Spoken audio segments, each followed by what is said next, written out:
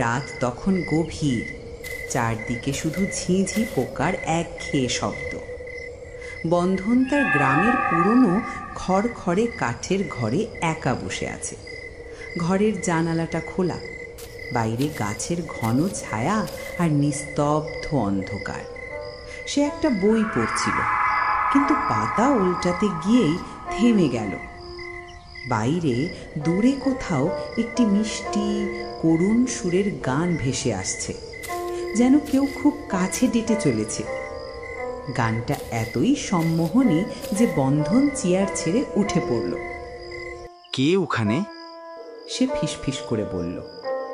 গানটা আরও কাছে চলে এলো, যেন জানালার ঠিক বাইরে কেউ দাঁড়িয়ে আছে। কিন্তু বন্ধন জানে এই গভীর রাতে সেখানে কেউ থাকার কথা না। সে ধীরে ধীরে জানালার দিকে পা বাড়ালো। তার বুকের ভেতর একটা ঠান্ডা স্রোত অনুভব হলো।